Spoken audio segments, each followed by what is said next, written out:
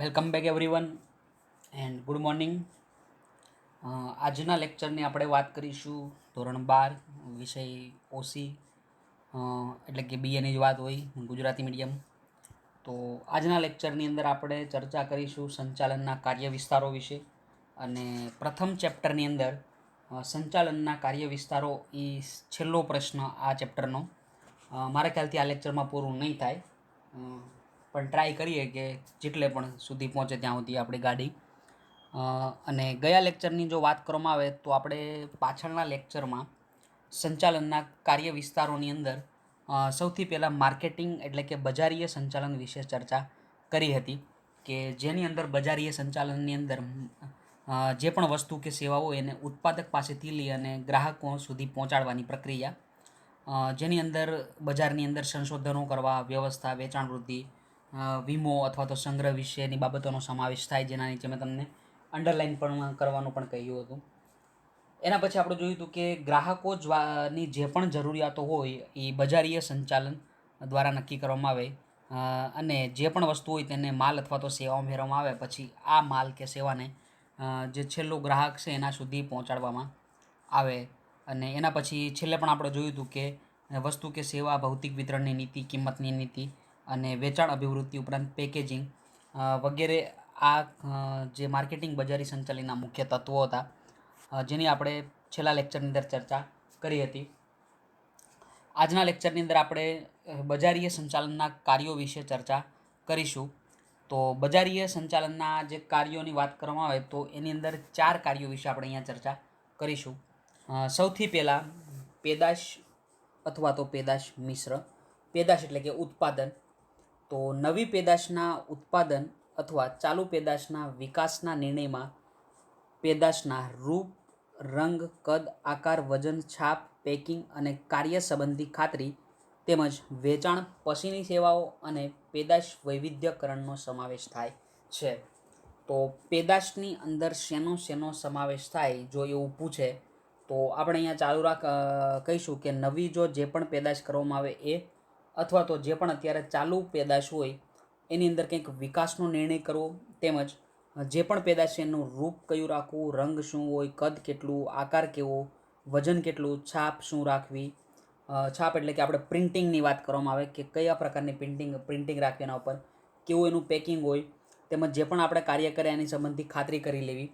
અને વેચાણ પછીની સેવાઓ એટલે કે કોઈ પણ વસ્તુ વેચાઈ જાય એના પછી એને સેવાઓ આપવામાં આવે. દાખલા તરીકે તમે સાંભળ્યું છે ગેરંટી, વોરંટી, આ બધી વેચાણ પછીની સેવાઓ. અને પેદાશનું વૈવિધ્યકરણ એટલે કે એમાં કંઈક નવીનતા લાવવી, જેને કહેવાય પેદાશ વૈવિધ્યકરણ વગેરેનો સમાવેશ પેદાશ અથવા તો પેદાશ મિશ્રમાં થાય છે. એના પછી આગળ બીજું કાર્ય જોઈશું તો કિંમતનું. તો મિત્રો આપણને ખબર છે કે કિંમત એ સૌથી વધારે અસર કરતું એક પરિબળ છે બજારની અંદર. કેમ કે તમે ઇકોનોમિક્સની અંદર પણ ધોરણ 11ની અંદર ચેપ્ટર નંબર 3 માંગ ભણીને આવેલા, કે જે પણ માંગ છે એ મોટાભાગે કિંમત ઉપર આધારિત હોય. તો અહીંયા આપણે જોઈશું કે શું કાર્ય છે કિંમતનું અહીંયા માર્કેટિંગ સંચાલનની અંદર, બજારી સંચાલનની અંદર. તો આપણને ખબર છે કે આજના સમયની અંદર જે પણ ગ્રાહકો છે એ વર્તમાન ગ્રાહકો શું ઈચ્છતા હોય કે યોગ્ય ગુણવત્તાવાળી એટલે કે સારી ગુણવત્તાવાળી વસ્તુઓ વ્યાજબી કિંમતે મળે તેવી અપેક્ષા રાખે. અને તેથી પેદાશની કિંમત નક્કી કરતી વખતે ખૂબ કાળજી લેવી જરૂરી છે. એટલે કે મિત્રો આપણે જ્યારે કોઈ પણ પેદાશની કિંમત નક્કી કરીએ તો આપણે કાળજી રાખી અને કિંમત નક્કી કરવી જોઈએ. કારણ કે વસ્તુ પણ સારી આપવાની, ગુણવત્તાવાળી, અને એની સામે વ્યાજબી કિંમત રાખવી પડે. કિંમત અંગેના નિર્ણયોમાં વેચાણની નીતિ એટલે કે કઈ રીતે આપણે વસ્તુને વેચીશું માર્કેટની અંદર. શાખ નીતિ એટલે કે બજારની અંદર આપણી શાખ શું છે વસ્તુની. વટાવ એટલે કે આપણે ડિસ્કાઉન્ટની વાત કરીએ. તમે ડિસ્કાઉન્ટ શબ્દ વધારે સાંભળેલો હશે, અંગ્રેજી ભાષાનો શબ્દ છે એમ છતાં પણ ગુજરાતીમાં ડિસ્કાઉન્ટને વટાવ એટલે કે કંઈક સસ્તું આપણે આપીએ. જથ્થાબંધ કે છૂટક વેચાણ, આપણે કઈ રીતે વેચાણ કરીશું, જથ્થાબંધ અને છૂટક વેચાણમાં કઈ રીતે કિંમતો રાખવી. અને મધ્યસ્થીઓનું કમિશન એટલે કે જેટલા પણ મધ્યસ્થીઓ હોય આની અંદર, છૂટકે મધ્યસ્થી કહેવાય, જથ્થાબંધ વેપારી પણ મધ્યસ્થી કહેવાય. આ બધા લોકોની અંદર જેટલા લોકો બધાનું કમિશન, બધી બાબતો ધ્યાનમાં રાખી અને કિંમત નક્કી કરવામાં આવે. તો અહીંયા હું તમને એક ઉદાહરણ આપું કે શા માટે આ બધું ધ્યાનમાં રાખવું પડે. તો આપણને મિત્રો ખબર છે કે વસ્તુ જે પણ એક એક્ઝામ્પલ લઈ લઈએ માર્કરનું, કે જે આપણે બોર્ડ ઉપર વાપરીએ માર્કર. હવે સમજો કે કંપનીને ખબર છે કે માર્કર જે વસ્તુ બને એ માર્કરની કિંમત આપણને જે કોસ્ટ પડે કંપનીને, તો કંપનીના પાછળ કુલ ખર્ચો જે થાય એ થાય સમજો કે 4 રૂપિયા, જેની અંદર ઇંક પણ આવી જાય, પ્લાસ્ટિક પણ જે પણ હોય આવી જાય, કંપનીની અંદરની વાત છે. હવે સમજો કે કંપની જ્યારે પણ માર્કરની વેચાણ કિંમત નક્કી કરે તો ત્યારે સૌપ્રથમ એ વેચાણની નીતિ પણ ધ્યાનમાં લઈ અને શાખ નીતિ પણ ધ્યાનમાં લઈ. આ સિવાય વટાવ અંગેની નીતિ, કે સમજો કે જે પણ વસ્તુ વેચવામાં આવે એની ઉપર 10% વટાવ. તો આપણે અહીંયા શું કરીશું, આપણને ખબર છે કે 10 રૂપિયા કિંમત હોય તો 1 રૂપિયો વટાવ આપવો પડે, એના 10% કરીએ તો એ રીતે કોઈ પણ કંપની હોય કિંમત 1 રૂપિયો વધારે જ રાખે કે જે વટાવમાં શું થઈ જાય, સેટઅપ થઈ જાય. એના પછી જથ્થાબંધ કે છૂટક વેચાણ અને મધ્યસ્થીઓનું કમિશન. તો આપણને મિત્રો ખબર હોય કે અહીંયા અલગ અલગ 3 મધ્યસ્થીઓ આવે. અહીંયા આપણે 2 જ લઈએ કે છૂટક અને જથ્થાબંધ. તો સમજો કે છૂટકના 2 રૂપિયા કાઢો, જથ્થાબંધના 2 રૂપિયા કાઢો, તો પણ તમને કુલ ખર્ચ 8 રૂપિયા થઈ જાય અને 2 રૂપિયા આપણો નફો નાખીએ એટલે આ વસ્તુ આપણે 10 રૂપિયામાં બજારમાં વેચી શકીએ. તો જ્યારે પણ કિંમત નિર્ધારણ કરવામાં આવે તો આપણે આ બધી વસ્તુનો ખ્યાલ રાખવો પડે. એના પછી ત્રીજું કાર્ય જોઈશું તો વિતરણ. વિતરણ એટલે કે તમે ઇંગ્લિશમાં શબ્દ સાંભળ્યો હશે ડિસ્ટ્રીબ્યુશન. ડિસ્ટ્રીબ્યુશન એટલે ખબર છે કે એનું વિતરણ કરવું, પણ અમુક શબ્દો એવા મિત્રો હોય કે ભલે આપણે ગુજરાતી આપણું કલ્ચર રહ્યું તેમ છતાં આપણને ગુજરાતીમાં એનું મિનિંગ ખબર ન હોય, પણ ઇંગ્લિશ શબ્દ આવે તો ખબર પડી જાય કે ડિસ્ટ્રીબ્યુશન એટલે કે વેચણી કરવી. તો વિતરણની જો વાત કરવામાં આવે તો વિતરણ અંગેના નિર્ણયમાં પોતાની દુકાનો દ્વારા વેચાણ, જથ્થાબંધ વેપારીઓ દ્વારા, છૂટક વેપારી દ્વારા, એજન્ટો અને વાહન વ્યવહારના પ્રશ્નો વગેરે બાબતોને ધ્યાનમાં લેવામાં આવે છે. તો મિત્રો જ્યારે પણ જોવામાં આવે કે વિતરણની શરૂઆત ક્યારથી થાય, કે જ્યારે વસ્તુનું ઉત્પાદન થઈ જાય પછી એના વિતરણનો પ્રશ્ન ઊભો થાય. તો આપણે વિતરણ અંગેનો જ્યારે પણ નિર્ણય લઈશું તો જે પણ વસ્તુ આપણે વેચવાના એ આપણી પોતાની દુકાનો દ્વારા વેચાણ કરવાનું, જથ્થાબંધ વેપારીઓ દ્વારા પણ વેચાણ કરીએ અને છૂટક વેપારી દ્વારા પણ વેચાણ કરીએ. અને આ સાથે એજન્ટો પણ રાખવા પડે વચ્ચે, અને વાહન વ્યવહાર એટલે કે આપણે એક જગ્યાએથી બીજી જગ્યાએ વસ્તુ પહોંચાડવા માટે વાહન વ્યવહારનો પ્રશ્ન. આ બધી વસ્તુ ધ્યાનમાં રાખી અને વિતરણની બાબતમાં ધંધાના કદ અને વિસ્તાર સાથે સંકળાયેલી છે. એટલે કે જો ધંધાનું કદ બહુ મોટું હોય, બહુ મોટો વિસ્તાર હોય તો વિતરણ પણ મોટું થશે. ધંધાનું કદ નાનું હોય તો વિતરણ નાનું થાય. એટલે વિતરણની બાબત જે છે એ ધંધાના કદ અને વિસ્તાર સાથે સંકળાયેલી છે. તો અહીંયા આપણે 3 કાર્યો પૂરા કરેલા. ચોથું પણ હવે જોઈ લઈશું, અભિવૃદ્ધિ. અભિવૃદ્ધિ એટલે કે વેચાણમાં નોંધપાત્ર વધારો કરવાના પ્રયત્ન. તો મિત્રો અહીંયા ખાસ અંડરલાઈન કરી દેજો, અભિવૃદ્ધિ એટલે વેચાણમાં નોંધપાત્ર વધારો કરવાના પ્રયત્નો. વેચાણની અંદર શું કરવામાં આવે, નોંધપાત્ર વધારો, બહુ વધારો કરવામાં આવે એને અહીંયા આપણે અભિવૃદ્ધિ કહીશું. જેમાં હવે આપણને ખબર છે કે જ્યારે પણ આપણે વસ્તુનું વધારે વેચાણ કરવું હોય, એટલે કે વધુને વધુ જો વસ્તુ આપણે વેચવી હોય તેના માટે આપણે જાહેરાત કરવી પડે. એટલે કે જેમાં માલની જાહેરાત કરવી, એની પ્રસિદ્ધિ કરવી, સેલ્સમેનો દ્વારા વ્યક્તિગત વેચાણ કરવું. તો આપણે જોયું હશે વધારે દવાખાનાઓની અંદર નાના, અથવા તો તમારી સોસાયટીમાં સેલ્સમેનો પણ આવતા હશે કે જે પોતે વ્યક્તિગત, એટલે કે મોટી જાહેરાતો ના કરે પણ જે સેલ્સમેનો આવે વ્યક્તિગત પોતાની રીતે વેચાણ કરતા હોય. તથા વેચાણ વૃદ્ધિ માટે ગ્રાહકો અને વેપારીઓને આકર્ષવા. તો આપણને મિત્રો ખબર છે કે વેચાણમાં જો વૃદ્ધિ કરવી હોય તો ગ્રાહકો એને તો આકર્ષવા જ પડે અને વેપારીઓને પણ આકર્ષવા પડે. કેમ કે જો કોઈ વેપારી આપણી પાસેથી વસ્તુની સેવા લે તો એ વેપારી શું કરશે, એને બજારમાં વેચવા માટેના પ્રયત્નો કરે. વગેરે બાબતોનો સમાવેશ થાય. તો પૂછી શકે કે અભિવૃદ્ધિમાં શેનો સમાવેશ થાય, તો યાદ રાખજો, માલની જાહેરાત કરવી, પ્રસિદ્ધિ, સેલ્સમેનો દ્વારા વ્યક્તિગત વેચાણ કરવું, વેચાણ વૃદ્ધિ માટે ગ્રાહકો અને વેપારીઓને આકર્ષવા વગેરે બાબતોનો સમાવેશ થાય છે.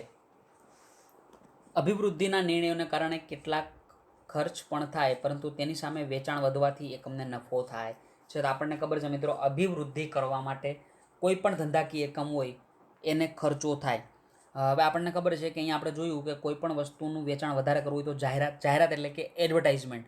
તો ફરીવાર અહીંયા તમને કહું કે તમે અંગ્રેજી શબ્દ વધારે સાંભળેલો હશે, એડવર્ટાઇઝમેન્ટ. તો તમે ટીવી ઉપર જોતા હશો કે કોઈ પણ સેલિબ્રિટી એડવર્ટાઇઝ કરવા માટે આવે તો કરોડો રૂપિયા એને આપવા પડે, એટલે કે ખર્ચ વધારે થાય. પરંતુ એડવર્ટાઇઝ જાહેરાતથી તમારું વેચાણ પણ શું થાય વધે, અને જેનાથી તમારો નફો પણ શું થાય વધે. એટલે કે તમારે જે ખર્ચો થાય એના કરતાં તમારો નફો વધી જાય. માટે કહી શકાય કે અભિવૃદ્ધિમાં ખર્ચ પણ વધારે હોય અને એનાથી નફો પણ વધારે વધે.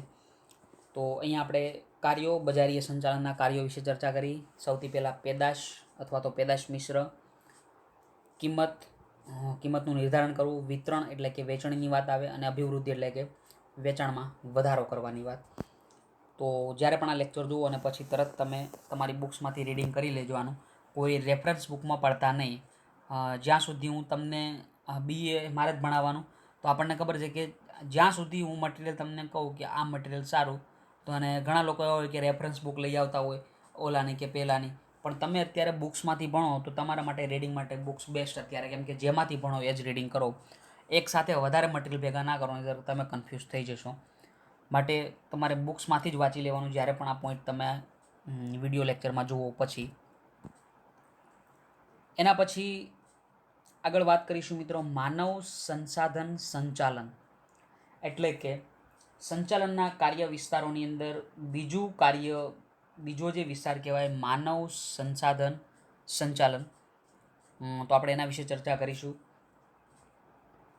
કોઈ પણ ધંધાકીય એકમમાં જમીન, મકાન, મશીનરી, ફર્નિચર તથા વાહનો જેવી મિલકતોનું જતન કરવામાં આવે છે.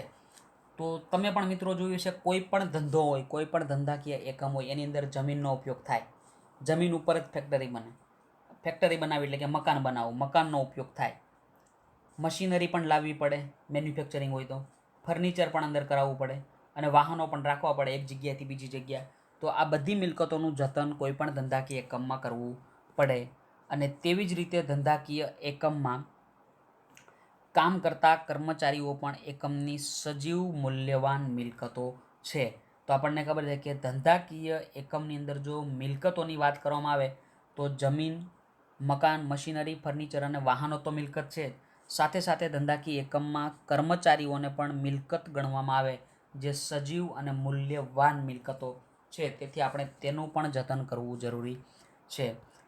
ધંધાકીય સાહસોની સફળતાનો આધાર તે ધંધામાં કામ કરી રહેલા કર્મચારીઓ ઉપર રહેલો હોય છે. તો આપણને ખબર છે અત્યારે આપણે જે સંચાલન કરવાનું એ માનવ સંસાધન એટલે કે માનવોનું સંચાલન કરવાનું.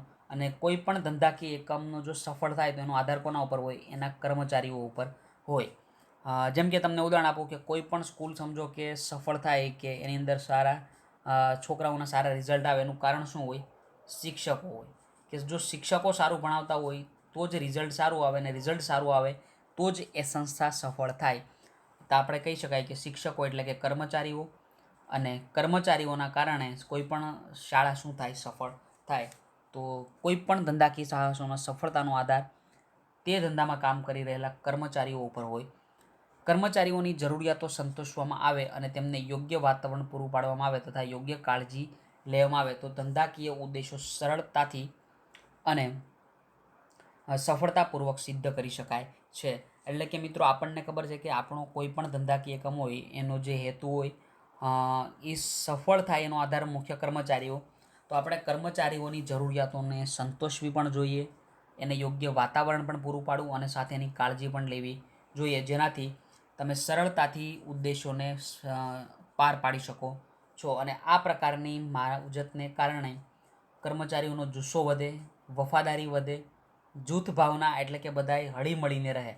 ધ્યાન રાખજો, અહીંયા વફાદારી તો આપણને ખબર હોય કે શું કહેવાય, જુસ્સાની પણ ખબર હોય, અને ભાવના, જૂથ ભાવના એટલે કે બધાએ હળી મળીને રહે વગેરેને કારણે શું થાય? વિકાસ થાય અને કાર્યક્ષમતામાં પણ સુધારો થાય. તો આપણે જોયું અહીંયા કે માનવ સંસાધન સંચાલનની અંદર કર્મચારીઓનો ખ્યાલ રાખવાનો, એટલે કે લોકોની જરૂરિયાતો સંતોષવી, એમને યોગ્ય વાતાવરણ, એની કાળજી પણ રાખવી પડે, જેનાથી શું થાય કે એની માવજતને કારણે એનો જુસ્સો, વફાદારી અને જૂથ ભાવના એમાં વિકાસ થાય, અને જેનાથી એની કાર્યક્ષમતા એટલે કે વધારે કાર્ય કરી શકે. હવે આપણે અહીંયા જોઈશું માનવ સંસાધન સંચાલનનો અર્થ. તો અંડરલાઈન પણ કરજો.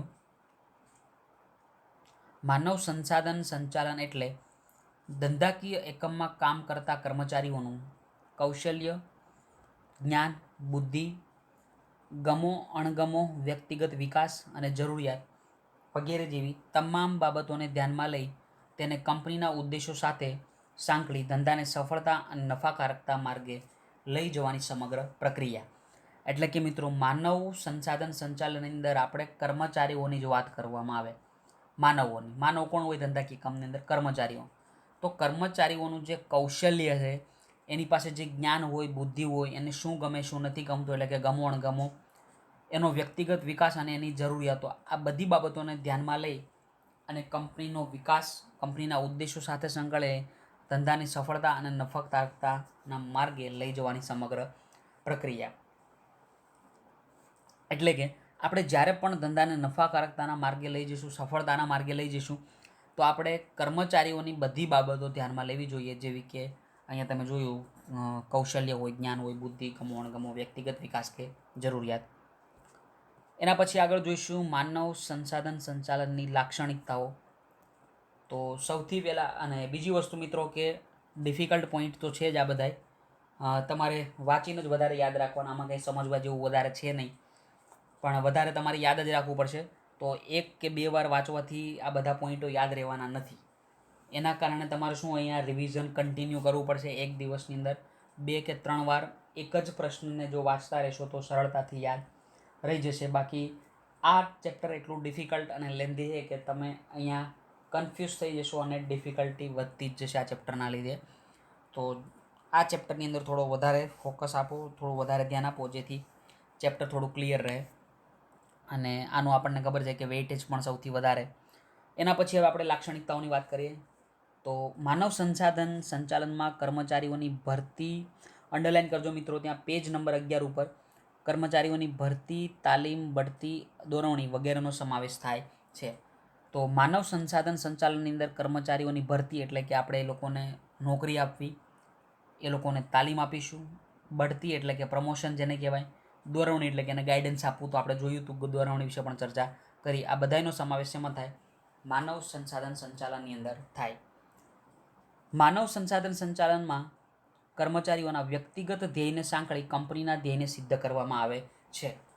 એટલે કે મિત્રો, આપણું કંપનીનું જે પણ ધ્યેય હોય, ધંધાકીય એકમનું જે પણ ધ્યેય હોય, એ કંપનીના ધ્યેયની સાથે વ્યક્તિગત ધ્યેય, આ બંનેને શું કરવામાં આવે? સાંકળવામાં, એટલે કે બંનેને જોડવામાં આવે. માત્ર કંપનીનું ધ્યેય આપણે સિદ્ધ કરીશું નહીં, સાથે સાથે કોઈ પણ કર્મચારીના વ્યક્તિગત ધ્યેયને પણ અહીંયા મહત્ત્વ આપીશું. એના પછી માનવ સંસાધન સંચાલનનું મૂળભૂત કાર્ય કર્મચારીઓને એક અમૂલ્ય મિલકત સમજી તેઓનું સંચાલન કરવામાં આવે છે. એટલે કે માનવ સંસાધન સંચાલનની અંદર કર્મચારીઓને પણ એક મિલકત સમજવામાં આવે છે. કર્મચારીને યોગ્ય, તો અહીંયા અંડરલાઇન કરજો, અમૂલ્ય મિલકત. કર્મચારીઓને યોગ્ય તાલીમ આપી તેના વિકાસ માટે યોગ્ય કાર્યવાહી કરવામાં આવે છે. તો અહીંયા એને તાલીમ આપવામાં આવે અને એનો વિકાસ થાય એ માટે કાર્યવાહી કરવામાં આવે. તો અંડરલાઇન કરજો, તાલીમ. કર્મચારીઓની કામગીરીનું મૂલ્યાંકન કરી તેનું યોગ્ય સ્થાન નિશ્ચિત કરવાનું કામ માનવ સંસાધન સંચાલન કરે છે. એટલે કે જે પણ કર્મચારીઓ કામ કરે, એ લોકોએ શું કામ કર્યું એનું મૂલ્યાંકન કરશે કોણ? તો આપણે કહી શકીએ માનવ સંસાધન સંચાલન. અને જે સ્થાન માટે એ યોગ્ય હોય એ સ્થાન એને આપવામાં આવે. યોગ્ય સંચાલનથી કર્મચારીઓનો ફેરબદલી દર ઘટાડી શકાય અને કુશળ કર્મચારીઓને કંપનીમાં ટકાવી રાખી શકાય. તો આપણે અહીંયા જોયું કે કર્મચારીઓનો ફેરબદલી દર. તો મિત્રો, કર્મચારીઓનો ફેરબદલીનો દર એટલે કે અહીંયા એક જગ્યાએથી બીજી જગ્યાએ મૂકવું, એવું નહીં આ ખુરશી ઉપર બેઠો હોય બીજી ખુરશી ઉપર, એવો મિનિંગ અહીંયા નીકળતો નથી. કર્મચારીનો ફેરબદલી દર એટલે કે સમજો કે એ નામની કંપની, બી નામની કંપની અને સી કંપની, હજી એક લઈ લો, ડી કંપની લેવી હોય તો એ કંપની હોય, એ કંપનીમાં જે પણ કર્મચારી કામ કરે એનું નામ સમજો કે ઝેડ છે. તો ઝેડ જે કર્મચારી એ કંપનીની અંદર કામ કરે, હવે સમજો કે એ વ્યક્તિને કોઈ સંતોષ નથી થતો, અથવા તો ઝેડ વ્યક્તિને એ કંપની અંદર કોઈ કામ કરવામાં તકલીફ પડે, અથવા તો કંઈ પણ વસ્તુ હોય અને એનું જે પણ પ્રશ્ન હોય એનું સમાધાન પણ ના થાય, તો એ કંપની કઈ કંપનીમાં જાય? બી કંપનીમાં. ઝેડ છે એ કંપનીમાંથી બીમાં જાય. બીમાં પણ સમજો એવી જ હાલત થાય તો એ ક્યાં જાય? સીમાં. સીમાં પણ એવી જ હાલત થાય તો ડીમાં. તો આવો એક કર્મચારી તો હોય ને, આવા ઘણા બધા કર્મચારીઓ બધા એકથી બીજી કંપનીમાં જતા હોય, તમે જોયું પણ છે. તો આને શું કહેવાય? કર્મચારીઓનો ફેરબદલીનો દર. તો અહીંયા શું થાય કે એ વ્યક્તિમાં જે પણ કર્મચારી કામ કરે એ બીમાં જાય, સીમાં જાય, ડીમાં જાય. તો અહીંયા જે તે કંપનીમાં જે કર્મચારી આવ્યો જો એ લાંબા સમય સુધી કંપનીમાં ના ટકે તો આ કંપનીને શું થાય? નુકસાન જાય. એનું કારણ શું મિત્રો? આપણને ખબર છે કે જેડ સમજો કે એ કંપનીની અંદર જોઈન્ટ થયો, ફ્રેશર એટલે કે નવો જ વ્યક્તિ, તો એ કંપની એને બધી તાલીમ આપશે, એના માટે ખર્ચા કરશે તાલીમ આપવા માટે. અને જેડ વ્યક્તિ એવો કે તાલીમ લીધી 2-3 મહિનાની અને 2 મહિના નોકરી કરીને ભાઈ છૂટો થઈ ગયો. તો આનાથી કંપનીને તાલીમનો અને એને 3 મહિના 4-5 મહિનાનો જે પગાર આપ્યો આ બધો માથે પડે. કારણ કે મોટાભાગનો એનો પગાર તો તાલીમ આપવા માટે પગાર આપેલો, તાલીમ આપવા માટે ખર્ચો પણ થાય. તો એના કારણે કંપનીને શું થાય? નુકસાન થાય, કંપનીનો વિકાસ થતો નથી. એટલે કર્મચારીઓનો ફેરબદલી દર ઘટાડવો અને કુશળ કર્મચારીઓ કંપનીમાં લાંબા સમય સુધી ટકાવી રાખવા. માનવ સંસાધન સંચાલનમાં કર્મચારીઓને યોગ્ય વાતાવરણ પૂરું પાડવામાં આવે છે. એટલે કે જે પણ કર્મચારીઓ કામ કરતા હોય એને એક સારું વાતાવરણ મળી રહે અને તેથી તેમના જુસ્સામાં અને કાર્યક્ષમતામાં વધારો થાય અને કંપનીના મૂલ્યો જળવાય છે અને કંપનીના ધ્યેય સિદ્ધિ કરી શકાય છે. તો અહીંયા આપણે અલગ અલગ લાક્ષણિકતાઓ જોઈ. સૌથી પહેલાં ભરતી, તાલીમ, બઢતી, દોરવણી. એના પછી કર્મચારીઓના વ્યક્તિગત ધ્યેયને સાંકળવા, અમૂલ્ય મિલકત, તાલીમ આપવી, મૂલ્યાંકન કરવું એની કામગીરીનું, ફેરબદલીનો દર ઘટાડવો, યોગ્ય વાતાવરણ પૂરું પાડવું. તો જોઈએ મેં અહીંયા અંડરલાઇન કરી સ્ક્રીન ઉપર તમે જોઈ શકો. જે વિદ્યાર્થી મિત્રોને અંડરલાઇન કરવાની બાકી હોય સૌપ્રથમ અડધી મિનિટનો ટાઈમ કે અંડરલાઇન કરી લો પહેલાં લાક્ષણિકતાઓની અંદર જલ્દી.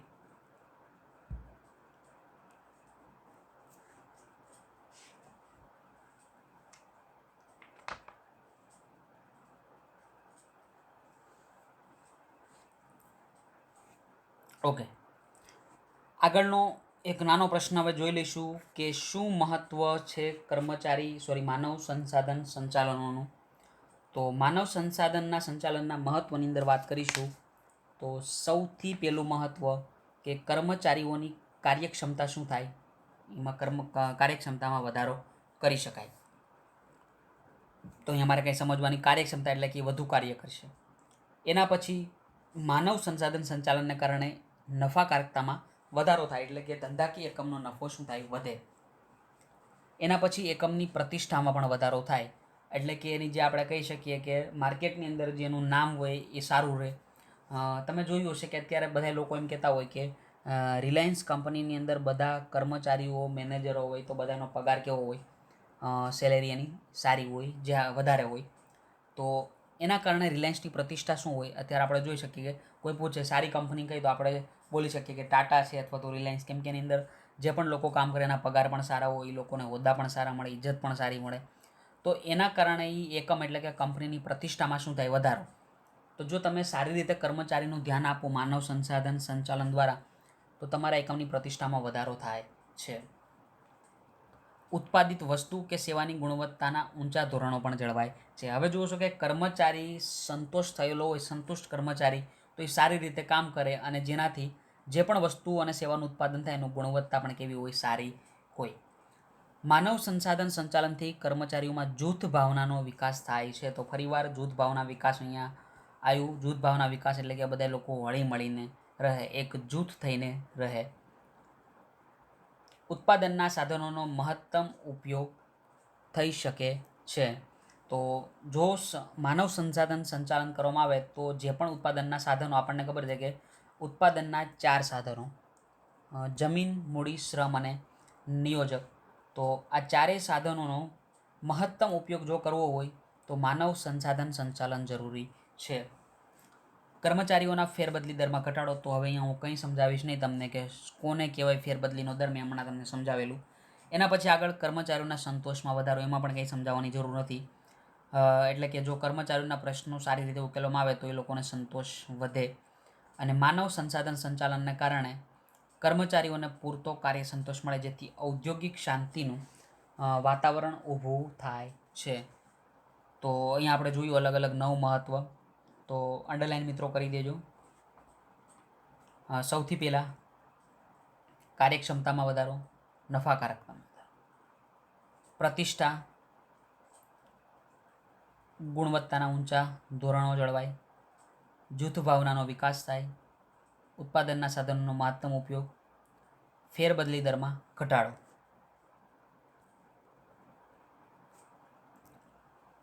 કર્મચારીઓમાં સંતોષમાં વધારો અને ઔદ્યોગિક શાંતિનું વાતાવરણ.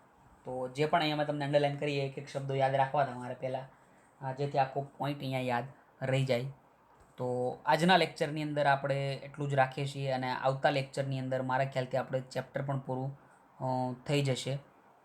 કે જે ચેપ્ટરની વાત કરવામાં આવે મિત્રો, તો આ ચેપ્ટર થોડું લેન્ધી, ડિફિકલ્ટ, રિવિઝનની વધારે તમારે જરૂર પડશે, વાંચતા રહેજો.